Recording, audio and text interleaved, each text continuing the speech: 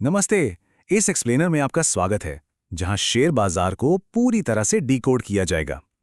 देखिए, stock market का नाम सुनते ही अक्सर दिमाग में बहुत सारे मुश्किल शब्द और कंफ्यूजन्स आने लगते हैं, राइट? तो आज उन सारे भारी भरकम जार्गन्स को साइड में रखकर इसे एकदम सिंपल और आसान भाषा में समझा जाएगा। बिल्कुल बेसिक से शुरू करेंगे। आगे बढ़ने से पहले चलिए जल्दी से इस रोड मैप पर नजर डाल लेते हैं। शेयर का असल मतलब क्या है, दुनिया का पहला स्टॉक मार्केट कैसी बना, आज के मार्केट्स कैसे काम करते हैं, उन्हें सेफ कैसे रखा जाता है, और फाइनली स्मार्ट इन्वेस्टिंग के तरीके। तो चलिए बिना किसी देरी के शुरू करते हैं। तो सेक्शन 1, शेयर्स का कोर कॉन्सेप्ट। सबसे पहले तो यही समझना सबसे जरूरी है कि आखिर एक शेयर अपने सबसे बेसिक लेवल पर होता क्या है। अगर बिल्कुल सीधे शब्दों में कहें तो एक शेयर खरीदने का मतलब है किसी कंपनी या बिजनेस में एक छोटी सी हिस्सेदारी यानी ओनरशिप खरीदना। मतलब अगर कंपनी आगे चलकर ग्रो करती है और उसे मुनाफा होता है तो उस मुनाफे का कुछ हिस्सा शेयर होल्डर का भी होता है। और हाँ, अगर नुकसान हुआ तो वो नुकसान भी झेलना पड़ेगा। ये बिल्कुल एक पार्टनरशिप की तरह है। इसे एक सिंपल स्टार्टअप के उदाहरण से समझते हैं। मान लेते हैं एक फाउंडर को अपना बिजनेस शुरू करने के लिए 10,000 रुपए की जरूरत है। अब वो अपने एक दोस्त से ये पैसे लेता है और बदले में उससे बिजनेस में 50% की हिस्सेदारी यानी 50% ओनरशिप दे देता है। अब जो भी प्रॉफिट या लॉस होगा वो आधा आधा बटेगा।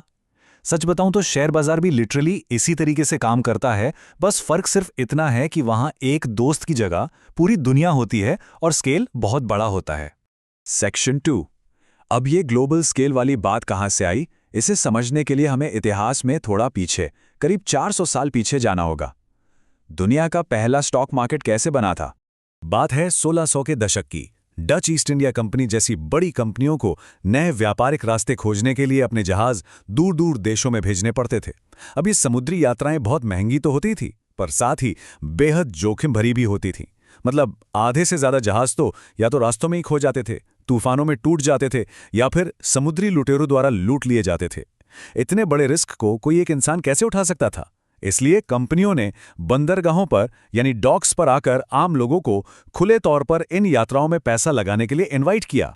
और पता है, यही बंदरगाह दुनिया के पहले स्टॉक एक्सचेंज बन गए। अब यहां सबसे इंटरेस्टिंग बात सामने आती है। अपना सारा का सारा पैसा सिर्फ एक जहाज पर लगाने के बजाय, जो कि बहुत बड़ा रिस्क था, उस समय के समझदार लोगों ने एक कमाल की स्ट्रैटेजी अपनाई।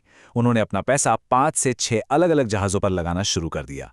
लॉजिक बहुत सिंपल था, अगर कुछ जहाज डूब भी जाएं तो कम से कम कोई एक जहाज तो खजाना लेकर वापस आएगा ही।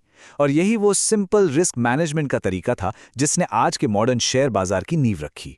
सेक्शन 3, आज के आधुनिक बाजार कैसे काम करते हैं।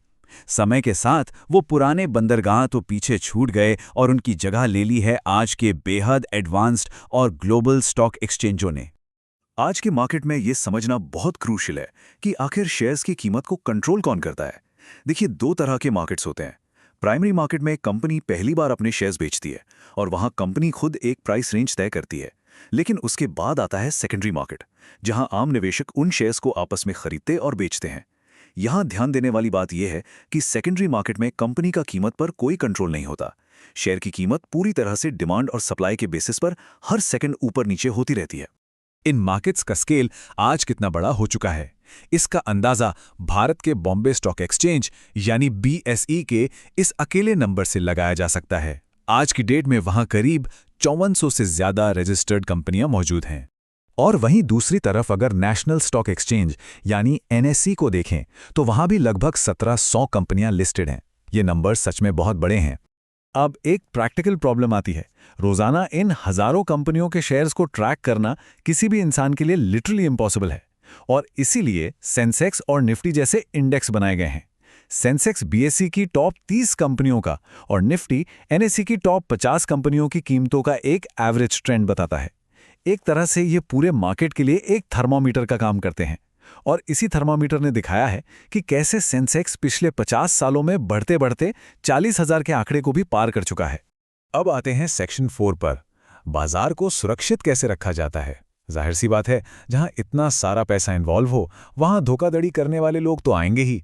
इसी वजह से मार्केट में कुछ बहुत बड़े रिफॉर्म्स करने पड़े। एक समय था जब शेयर बाजार में लिस्ट होना बहुत ही आसान था। कोई भी इंसान एक फर्जी कंपनी बनाकर झूठे वादे करके लोगों से पैसे इकट्ठा कर सकता था और फिर रातों रात गायब हो सकता था। इतिहास में हर्षद मेहता और सत्यम जैसे जो बड़े स्कैम्स हुए हैं, उन्होंने साफ तौर पर दिखा दिया कि अगर सिस्टम में कमियां हों तो आम जनता के पैसे के साथ कितनी आसानी से खिलवाड़ किया जा सकता है। लेकिन आज के समय में ऐसा कर पाना लगभग नामुमकिन है। सेबी यानी securities and exchange board of India ने निवेशकों को बचाने के लिए कुछ बहुत ही सख्त गार्डरेल्स लगा दिए हैं। अब किसी भी कंपनी के लिए ऐसे ही उठकर पब्लिक को शेयर्स ऑफर करना पॉसिबल नहीं है। कंपनी के अकाउंट्स की कम से कम 2 इंडिपेंडेंट ऑडिटर से जांच होनी चाहिए। इस पूरे कंप्लायंस प्रोसेस में ही करीब 3 साल का लंबा वक्त लग जाता है। और तो और पब्लिक लिस्टिंग से पहले ही कंपनी में 50 से ज्यादा शेयर होल्डर्स का होना मैंडेटरी है। इन सब रूल्स की वजह से आज मार्केट काफी सेफ हो गया है। सेक्शन 5 इन्वेस्टिंग शुरू करने के स्टेप्स। तो इन स्ट्रिक्ट रूल्स और इंटरनेट रेवोल्यूशन की बदौलत आज बाजार में सुरक्षित तरीके से एंट्री लेना पहले से कहीं ज्यादा आसान हो गया है। प्रैक्टिकली देखा जाए तो शेयर मार्केट में कदम रखने के लिए बस 3 बेसिक चीज़ों की ज़रूरत होती है। पहला, पैसा सप्लाई करने के लिए एक रेगुलर बैंक अकाउंट। दूसरा, शेयर्स को असल में खरीदने और बेचने के लिए एक ट्रेडिंग अकाउंट। और तीसरा, उन खरीदे गई डिजिटल शेयर्स को सेफली स्टोर करके रखने के लिए एक डीमैट अकाउंट। सबसे अच्छी बात यह है कि आज के मॉडर्न बैंक्स इन तीनों अकाउंट्स को एक ही पैकेज में बंडल करके दे देते हैं, जिससे पूरा प्रोसेस बहुत स्मूथ हो जाता है। लेकिन यहाँ एक खर्चे वाले पहलू को समझना बहुत क्रूशल है। हम जैसे आम रिटेल इन्वेस्टर्स को मार्केट से कनेक्ट करने के लिए ब्रोकर्स की ज़रूरत पड़ती है, जो अपनी इस सर्विस के लिए एक ब्रोकरेज रेट चार्ज करते हैं। ट्रेडिशनल बैंकों में ये चार्ज 1% तक हो सकता है, जबकि आजकल जो डिजिटल प्लेटफॉर्म्स आ गए हैं उन पर यह घटकर सिर्फ 0.05% तक रह जाता है। लॉन्ग टर्म में अपने रिटर्न्स को मैक्सिमाइज करने के लिए एक सही और सस्ते प्लेटफॉर्म का चुनाव करना बहुत ही ज़रूरी है। फाइनली, सेक्शन 6 स्मार्ट इन्वेस्टिंग और फंड्स। अकाउंट्स तो सेटअप हो गए, लेकिन मार्केट को अप्रोच कैसे करना है ये समझना सबसे ज़्यादा ज़रूरी है। यहाँ एक बात बिल्कुल क्लियर होनी चाहिए, इन्वेस्टिंग और ट्रेडिंग ये दोनों बिल्कुल अलग अलग चीज़ें हैं। इन्वेस्टिंग का मतलब है किसी कंपनी में लंबे समय के लिए पैसा लगाना, ताकि समय के साथ धीरे धीरे वेल्थ क्रिएट हो सके। वहीं दूसरी तरफ ट्रेडिंग का मतलब है छोटे छोटे प्रॉफिट्स कमाने के लिए बहुत ही तेजी से शेयर्स को खरीदना और बेचना। सच कहा जाए तो ट्रेडिंग अपने आप में एक फुल टाइम जॉब है, जिसमें लगातार स्क्रीन्स पर नजर रखनी पड़ती है, जबकि इन्वेस्टिंग एक लॉन्ग टर्म टूल है। शेयर्स की कीमतों में जो हर दिन इतनी तेजी से उतार चढ़ाव होता है, उसे देखकर अक्सर दिमाग में एक बहुत ही वैलिड सवाल आता है, क्या शेयर मार्केट में सीधे पैसा लगाना लिटरली एक तरह का जुआ है? इसका बहुत ही ऑनेस्ट जवाब यह है कि हाँ बिल्कुल। अगर कोई बिना कोई रिसर्च किए, कंपनी के फाइनेंस या अकाउंटिंग को समझे बिना, सिर्फ दोस्तों के सुनी सुनाई बातों या अफवाहों के आधार पे ब्लाइंडली शेयर्स खरीदता है, तो वो 100% जुए के ही समान है। बिना डीप फाइनेंशियल नॉलेज के सीधे स्टॉक्स पिक करना एक बहुत ही खतरनाक खेल हो सकता है। तो फिर आम लोगों के लिए सेफ रास्ता क्या है? इसका सबसे बेहतरीन और सुरक्षित ऑल्टरनेटिव है म्यूचुअल फंड्स। म्यूचुअल फंड्स में पैसा लगाने का सीधा सा मतलब है कि इस फील्ड के जो एक्सपर्ट्स हैं उन पर भरोसा करना। ये वो लोग हैं जो दिन रात मार्केट को स्टडी करते हैं और वही तय करते हैं कि किन कंपनियों में इन्वेस्ट करना सही रहेगा। अगर थोड़ा फ्लैशबैक में जाएं तो 17वीं सदी में समझदार इन्वेस्टर्स ने अपना सारा पैसा एक जहाज पर लगाने के बजाय कई जहाज़ों पर लगाया था। म्यूचुअल फंड्स भी एग्जैक्टली यही स्ट्रेटजी इस्तेमाल करते हैं। वो लॉस के रिस्क को कम करने के लिए पैसों को कई अलग अलग कंपनियों में स्प्रेड कर देते हैं। इतिहास से ये अहम सबक सीखकर और एक्सपर्ट्स की मदद से अपने पैसे को आज के इन मॉडर्न जहाज़ों में इन्वेस्ट करके कोई भी इंसान बिल्कुल सेफ तरीके से शेयर मार्केट का हिस्सा बन सकता है। तो सोचने वाली बात यह है कि क्या हम अपने फाइनेंशियल फ्यूचर के लिए इतिहास के इस कमाल के ज्ञान का सही इस्तेमाल कर रहे हैं? इस एक्सप्लेनर में हमारे साथ जुड़ने के लिए बहुत बहुत धन्यवाद।